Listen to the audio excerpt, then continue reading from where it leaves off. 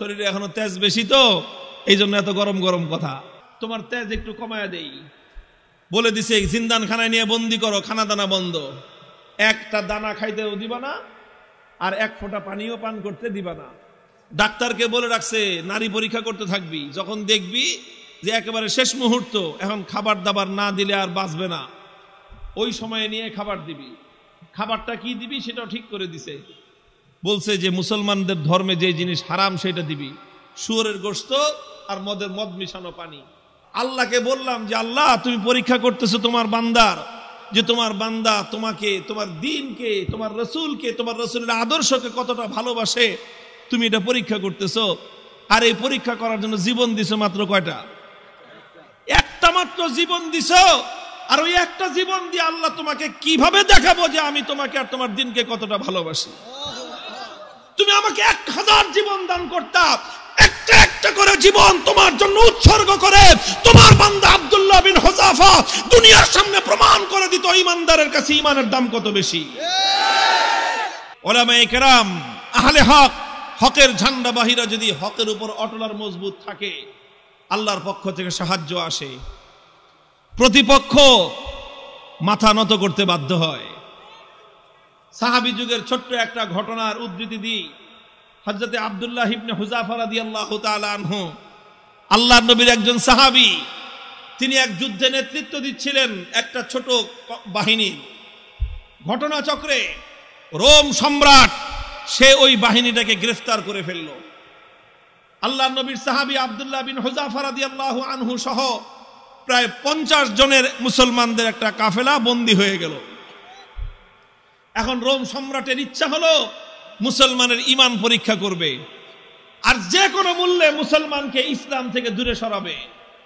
এই জন্য প্রথমে আব্দুল্লাহ বিন হুযাফাকে ডেকে নিয়ে অফার দিল, অফার, লোভ দেখাইলো, বলল তুমি ইসলাম গ্রহণ করো, বিশাল অপ্রতিরোধ্য বিশাল সাম্রাজ্য, পৃথিবীর সুপার পাওয়ার রোম সাম্রাজ্যে তোমাকে বিশাল বড় ক্ষমতাবান পদ দিয়ে দিব, মন্ত্রিত্ব দিয়ে দিব, আর আর তোমাকে আমার মেয়ে বিয়ে দিয়ে দিব। পরবর্তীতে তুমি রাজবংশের নিয়ম অনুযায়ী দেখা যাবে তুমি সম্রাটও হয়ে যেতে পারো, বিশাল এলাকার দায়িত্ব তোমাকে এখনই দিয়ে দিব, কিন্তু শর্ত হলো তোমাকে তোমার ধর্ম এবং আদর্শ ছাড়তে হবে। এই কথা যখন বলেছে, আব্দুল্লাহ ইবনে হুযাফা রাদিয়াল্লাহু আনহু রাগে ক্ষোভে অগ্নিশর্মা হয়ে, কোন কোন বর্ণনার মধ্যে এসেছে রোম সম্রাটের দরবারে দাঁড়িয়ে রোমান সম্রাটকে তিনি লক্ষ্য করে বলেছেন, ইয়া কালবার রোম, হে রোমের কুকুর।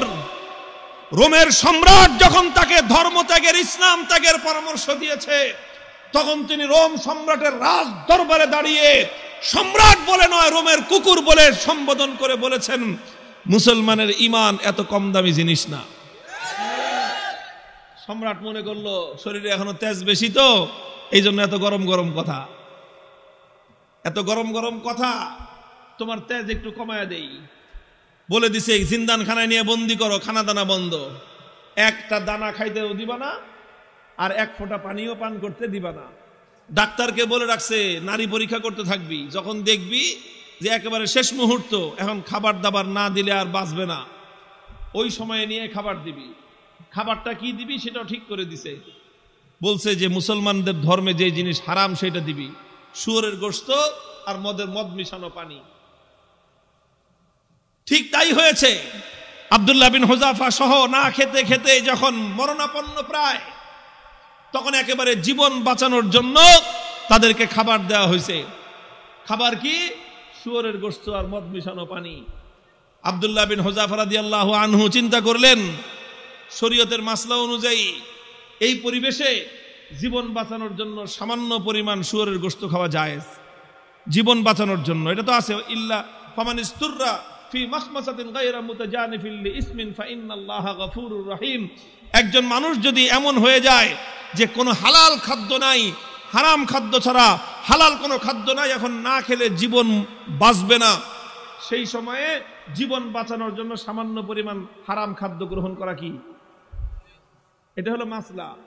কিন্তু উনি চিন্তা করলেন এখন তো শুধু হালাল হারামের প্রশ্ন না, এখন প্রশ্ন হলো মুসলমানের ঈমানের আত্মমর্যাদা বোধের প্রশ্ন। আজকে যদি আমি হারাম খাবার খাই তাহলে রোম সম্রাট বলবে দেখছি মুসলমানের ইমানের শক্তি কত দূর। এই সময় মাসলা ভিন্ন। এরকম পরিস্থিতি যদি কারো হয় তাহলে মাসলা ভিন্ন। খাবার খাওয়া হালাল জীবন বাঁচানোর জন্য, এটা যেরকম মাসলা, আর কেউ যদি হারাম খাবার না খেয়ে মৃত্যুকে আলিঙ্গন করে নেয় তাহলে সেই মৃত্যু হলো আফজালুস শাহাদা, সর্বশ্রেষ্ঠ শহীদি মরণ। আব্দুল্লাহ বিন হুযাফা চিন্তা করলেন এখন মাসলা দুইটা আছে, একটা হলো ফাঁকফোকরের রাস্তা, আমি এখন হারাম খেয়ে জীবন বাঁচাতে পারি, আর একটা মাসলা কি, আমি যদি আমার জীবনকে উৎসর্গ করে দেই আমার একজনের জীবন যাবে কিন্তু কিয়ামত পর্যন্তের জন্য রোম সম্রাটের দরবারে ইসলামের ঝান্ডা সমুন্নত হয়ে যাবে। সম্রাট বলবে যে মুসলমানের ইমান বাপরে বাপ, জীবন যেতে পারে কিন্তু মুসলমান ইসলামের গৌরব ভুলুণ্ঠিত হতে দেয় না। তিনি খান নাই, লাথি মারছেন একটা, এক লাথিতে সমস্ত শুয়োরের গোশত আর মদের পাত্রগুলো ভেঙ্গে চূর্ণ বিচূর্ণ হয়ে গেছে। এখন সম্রাট ডাক্তার কয় কিরে তুই না কইলি জীবন বলে বাঁচবে না, তেজ দিকে এখন অত। ডাক্তার কয় আমাদের ডাক্তারি মতে তো এত তেজ থাকার কথা না, এটা তো ডাক্তারি মতের তেজ না, এটা তো ইমানি তেজ। এই তেজ এটা শরীরের তেজ না, এটা রুহের তেজ। এটা শরীরের শক্তি নয়, এটা আত্মার শক্তি। যে ইমানদার আল্লাহর ইমান, আল্লাহর উপর আস্থা এবং ভরসাকে দুনিয়াদারদের সামনে মাথা উঁচু করে দাঁড় করাবার চেষ্টা করে, আল্লাহ পাক তার আত্মার মধ্যে অফুরন্ত শক্তি দান করেন।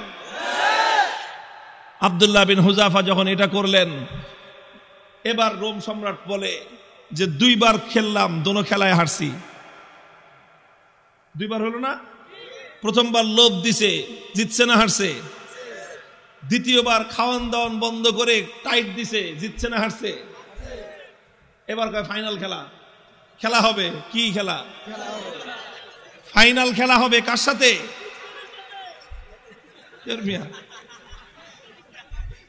এদের সাথে তো খেলা শেষ করে দিয়ে আসছি তার এলাকায় গিয়ে। ওখানে কোনো খেলা নাই, এখানে তো অফার করেছি আসো, আমাদের দুয়ার সবার জন্য উন্মুক্ত, বন্ধুত্বের হাত প্রসার করে দিয়েছি আমরা। তোমরা ভুল করতে পারো, আমাদের দায়িত্ব হলো তোমাদের ভুল শুধরে দেয়া। রোম সম্রাটের সাথে খেলা হবে আব্দুল্লাহ বিন হুযাফার। একজন হলো সম্রাট, আর একজন তার একজন বন্দী, তার জিন্দানখানার কয়েদি, আর একজন সম্রাট। খেলা হচ্ছে ফাইনাল খেলা। রোম সম্রাট বলল এবার একদম দেখবো চূড়ান্ত যে ইমানের তেজ কোন পর্যন্ত হয়। যতজন বন্দী বিশাল বিশাল ড্যাগের মধ্যে পানি গরম করছে, ফুটন্ত গরম দাউ দাউ লেলিহান শিকার আগুন, সেই আগুনের মধ্যে ড্যাগ বসাইছে, বিশাল বিশাল ড্যাগ, খাজা বাবার ড্যাগের মতো। খাজা বাবার ড্যাগ দেখছেন? বাংলাদেশে আছে হলো শাহজালালের মাজারের ড্যাগ একটা আছে, ওটার মধ্যে বালতি নিয়ে নামে একজন সঙ্গ লাগায়া খিচুড়ি উঠাইতে, দেখেন নাই? এরকম বিশাল ড্যাগ, একটা মানুষ যেন আপাত মস্তক সেই ড্যাগের মধ্যে ডুবে যেতে পারে, এত বড় বড় ড্যাগ বানাইছে। ড্যাগ বানায় তারপরে লাকড়ি দিয়ে লেলিহান শিকার আগুন জ্বালাইছে, সে আগুন জ্বালায় তারপরে এই তো পানি দিয়ে ভরে দিছে। পানি যখন টকবক টকবক করতেছে, এবার আব্দুল্লাহ বিন হুযাফা সহ তার সমস্ত বন্দীদেরকে ডেকে আনছে। ডেকে এনে বলছে, আব্দুল্লাহ বিন হুযাফা এবার তোমার সাথে কোনটা খেলা? ফাইনাল। তোমাকে সর্বশেষ সুযোগ দিচ্ছি, তুমি দুইবার আমাকে ডিনাই করেছো, আমাকে অপমান করেছো, এবার লাস্ট সুযোগ তোমার জন্য। এই যে দেখো গরম পানি, কথা মানবি আর নাহলে একটা একটা করে এই গরম পানির মধ্যে ছাড়বো, আর পানির মধ্যে ছাড়ার সাথে সাথে দেখবা মৃত্যু কত বিভীষিকাময়। আব্দুল্লাহ বিন হুযাফা নির্বিকার, কোনো কথা বলেন না। সম্রাট বলছে জল্লাদকে ওর সামনে থেকে তার একজন সঙ্গীকে নিয়ে তার চোখের সামনে গরম পানিতে ছেড়ে দাও। ঠিকই আব্দুল্লাহ বিন হুযাফা রাদিয়াল্লাহু তাআলা আনহু একজন সাথীকে নিয়ে গরম পানির মধ্যে ছেড়ে দেওয়া হলো। মুহূর্তের মধ্যে বিভৎসভাবে তার মৃত্যু হলো, তিনি শাহাদাত বরণ করলেন। চোখে তাকায়া দেখলেন কিচ্ছু, কোনো কথা নাই। এবার বলল যে এবার ওরে ধরে নিয়ে যাও। আব্দুল্লাহ বিন হুযাফা রাদিয়াল্লাহু তাআলা আনহুকে এবার ধরে নিয়ে যাওয়া শুরু করলো। বাদশা খেয়াল করতেছে যে মনোভাবটা কি চেঞ্জ হয় কিনা, একটু অন্তত ভয় পায় কিনা। একটু ভয় পাইলেও মনে করবে যে যাক কোন রকম মর্যাদাটা রক্ষা পাইছে, ফাইনাল খেলা ড্র ঘোষণা করে দেওয়ার একটা ধান্দা খুঁজতেছে। যখন আব্দুল্লাহ বিন হুযাফাকে নিয়ে যাওয়া হচ্ছে, ইতিহাসের কিতাবগুলোর মধ্যে লেখা হয় ওনার চোখ দিয়ে দর দর করে পানি পড়তে আরম্ভ করলো। তো বাদশাহ মনে করছে কাম হয়েছে, মনে হয় কাজ হয়েছে, মনে হয় ভয় পাইছে, কেবল ডাক দিছে, এই ফিরে আনো। জিজ্ঞেস করতেছে কি ব্যাপার, ভয় পাইছো? যদি ভয় পেয়ে থাকো সারেন্ডার করো, এখনো তোমার জন্য সে আমার অফার অব্যাহত আছে। তুমি তোমার ধর্ম ছেড়ে আমাদের দলে যোগ দাও, সঙ্গে সঙ্গে আমি তোমাকে রোম সাম্রাজ্যের বিশাল ক্ষমতাবান পদ দিব তোমাকে। আর যদি না মানো তাহলে তোমাকে কিন্তু খালি চোখের পানি দেখে আমি ছাড়বো না, তোমাকে গরম পানির মধ্যে নিক্ষেপ করে নির্মমভাবে তোমাকে হত্যা করব। আব্দুল্লাহ বিন হুযাফা বলেন, কারে তুমি কি মনে করছো এই মৃত্যু দেখে ভয় পেয়েছি? না, তোমার এই মৃত্যুর এই বিভীষিকা দেখে আমি ভয় পাই নাই। তাহলে কান্দো কেন? পরে কান্দি, চোখের আমারে পানি, হে রোম সম্রাট, তোমাকে দেখাবার জন্য নয়, আমার চোখের অশ্রু তো দুনিয়ার কোন মানুষকে দেখাবার জন্য নয়, আমি আমার জীবন সায়ান্নে মৃত্যুর মুখোমুখি দাঁড়িয়ে আমার রব্বুল আলামিনকে দেখানোর জন্য দুফোঁটা তপ্ত অশ্রুর নাজরানা তার কদমে পেশ করলাম। আল্লাহকে বললাম যে আল্লাহ, তুমি পরীক্ষা করতেছো তোমার বান্দার, যে তোমার বান্দা তোমাকে, তোমার দ্বীনকে, তোমার রাসূলকে, তোমার রাসূলের আদর্শকে কতটা ভালোবাসে, তুমি এটা পরীক্ষা করতেছো। আর এই পরীক্ষা করার জন্য জীবন দিছো মাত্র কয়টা? একটা মাত্র জীবন দিছো। আর ওই একটা জীবন দিয়ে আল্লাহ তোমাকে কিভাবে দেখাবো যে আমি তোমাকে আর তোমার দ্বীনকে কতটা ভালোবাসি? তুমি আমাকে 1000 জীবন দান করতা, একটা একটা করে জীবন তোমার জন্য উৎসর্গ করে তোমার বান্দা আব্দুল্লাহ বিন হুযাফা দুনিয়ার সামনে প্রমাণ করে দিত ঈমানদারের কাছে ঈমানের দাম কত বেশি। তো এই জন্য কান্দি বেটা, আহাম্মক জানি কথাটা। তুই মনে করছিস যে মুসলমান জীবনের মায়ায় কান্দে? আরে মুসলমান তো বিশ্বাস করে যে যতদিন বেঁচে আছি ততদিন কষ্টে আছি, আল্লাহর জন্য জীবন দিব আর জান্নাতে যাব। কি বলেন? সন্দেহ আছে? আল্লাহর জন্য জীবন দেওয়ার মধ্যে আর জান্নাতের মধ্যখানে কোনো দূরত্ব নাই, কোনো দূরত্ব নাই। তুমি জীবন দিবা আল্লাহর জন্য আর জান্নাতে যাবা। তাহলে ভয় কারে দেখাও মিয়া? আমার কাছে একটা জিনিসই আমার বুঝে আসছে যে বেটা, তোমরা যদি বাতিলের উপর থেকে নমনীয় না হতে পারো, আমি হকের উপর থেকে নমনীয় কোন দুঃখে হব? হযরত ওমরের থিওরি ছিল যে আলাইসা কাতলাহুম ফিন্নার ওয়া কাতলানা ফিল জান্নাহ। হযরত ওমর রাগে ক্ষোভে হুজুর সাল্লাল্লাহু আলাইহি ওয়াসাল্লাম এসে বলতেছে যে হুজুর আচ্ছা কোন তো থিওরিটা এটা কিনা যে বেঈমানরা মরলে জাহান্নামে যাবে, ঈমানদাররা মরলে জান্নাতে যাবে, কথা ঠিক আছে না হুজুর? হযরত ওমর যখন এই কথা কয়, হুজুর কয় তোমার কথাটা তো ঠিকই আছে, যে ওরা মরলে জাহান্নাম, আমরা মরলে জান্নাত। কয় হুজুর তাইলে আবার 3 নম্বর কথা কি? ফালামা নুতি হাযিহিদ দানিয়াতা ফি দীনিনা। বেঈমান যদি নমনীয় না হতে পারে, মরলে জাহান্নামে যাবে, তাহলে আমি মরলে জান্নাতে যাব, আমি নমনীয় হব কেন?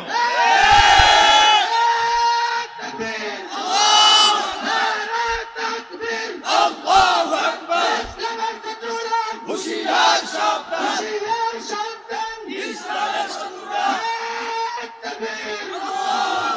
আরে বেঈমানরা যদি বাতিলের পথ ছাড়তে না পারে, ঈমানদাররা হকের পথ ছাড়বে কেন? কথার মধ্যে কোনো ভেজাল আছে? হিসাব কিতাব তো ক্লিয়ার, কথা তো পরিষ্কার এখানেই, যে এখানে নমনীয় তো তোমাকে হতে হবে, আমি কেন নমনীয় হব? যেখানে তুমি বাতিলের উপর, আমি হকের উপর, তুমি বদ্দীনের উপর, আমি দ্বীনের উপর, তুমি কোরআনের বিপক্ষে, আমি যখন কোরআনের পক্ষে, নমনীয় তোমাকেই হতে হবে, আমার নমনীয় হওয়ার কোনো স্কোপ নাই। হযরত আব্দুল্লাহ বিন হুযাফা রাদিয়াল্লাহু তাআলা আনহু যখন এই কথা বললেন, সে আরে বেটা জীবন তো একটা আছে দেখে একটা দিতেছি, জীবনে 1000টা থাকলে 1000টা দিয়ে প্রমাণ করতাম যে ইসলাম এবং ঈমানের দাম কত। এই কথা যখন বলছে তখন বাদশাহ কয় যে এটা তো মানুষ না, মানুষ কি এরকম হয় নাকি? আরে মৃত্যুর মুখোমুখি দাঁড়িয়ে মৃত্যুকে আলিঙ্গন করার জন্য পাগল, কয় জীবন একটা আছে দেখে একটা দিতেছি, 1000টা থাকলে 1000টা দিতাম। এখন তো ওর দিলের মধ্যে ভয় ঢুকে গেছে, আল্লাহ পাক রব্বুল আলামিনের পক্ষ থেকে সাহায্য আর নুসরত আসা শুরু হয়ে গেছে। আল্লাহ পাক বাতিলের অন্তরের মধ্যে ভয় এবং ভীতির সঞ্চার করে দিয়েছেন। এখন বাদশাহ মনে করা শুরু করছে যে এটা মানুষ না, এটা অন্য কিছু, এটা অন্য কিছু হবে। এখন ওরে যদি আমি শাস্তি দেই, মারি, তাহলে আমি নির্বংশ হয়ে যাব। এরকম একটা ভয় ওর মনের মধ্যে আসছে। এখন চিন্তা করতেছে, এখন ছাইরা দে মা, ভিক্ষা চাই না, এই অবস্থা হয়েছে। এখন সে রাস্তা খুঁজতেছে যে কেমনে এখন এর থেকে বাইচা আসা যায়। এখন যদি আব্দুল্লাহ বিন হুযাফাকে এমনি মুক্তি দিয়ে দেয়, নিজের মান মর্যাদা যা আছে, প্রেস্টিজ সব বেলুনের মতো ফুটো হয়ে যাবে। এখন বলে যে ঠিক আছে, ঠিক আছে, তোমার কিচ্ছু করা লাগবে না, ইমান ছাড়া লাগবে না, ইসলাম ছাড়া লাগবে না, কোনো কিছু করা লাগবে না, তুমি শুধু একটা কাজ করো, আমার কপালের মধ্যে একটা চুমা দিয়ে দাও, তোমাকে ছেড়ে দিব। আব্দুল্লাহ বিন হুযাফা বলেন, শুধু আমাকে একা ছাড়বা না, আমার 50 জন সাথী সঙ্গে সবাইকে ছাড়বা। না, খালি 50 জন না, তুমি যদি আরো নাম কর, ওগুলি সব ছেড়ে দিন। তিনি চিন্তা করেন, আল্লাহর পক্ষ থেকে নুসরত আসছে, আল্লাহর পক্ষ থেকে সাহায্য এসেছে। আল্লাহ পাক একজন বন্দির সামনে একটা সম্রাটের মাথা নত করে দিয়েছেন। কুদরত কার হাতে? ফাইনাল খেলায় জিতছে কে? কে জিতছে? হযরতে রাসূলের সাহাবী জিতেছেন, সম্রাট পরাভূত হয়ে গেছে। কথা বলেন ঠিক না বেঠিক? তিনি চিন্তা করলেন যে আমার একটা কাজ, এই কাজের দ্বারা তো ইসলামের গৌরব নষ্ট হবে না, আর সঙ্গী সাথীদের জীবন বেঁচে যাবে। ঠিক আছে, তাও ওনার আত্মমর্যাদা এতটা বেশি যে সরাসরি কাফেরের কপালে চুম্বন দিবেন, আত্মমর্যাদায় বেঁধেছে। কাফেরের কপালে নিজের পাঞ্জাবির আস্তিন রাখছেন, আস্তিন দেখে নিজের পাঞ্জাবির হাতের উপর চুম্বন করেছেন। বাদশা কয়ে যেমনি হোক, সম্মানটা তো বাঁচছে আমার কোন রকম তো বাঁচছে। আমি খালি বলতে পারলাম যে না না না, আমি হারি নাই, হুযাফার সাথে আমার একটা মিউচুয়াল আন্ডারস্ট্যান্ডিং হয়েছে, সেইভাবে কাম হয়েছে। বাস সব বন্দীদেরকে মুক্তি দিয়ে দিয়েছেন।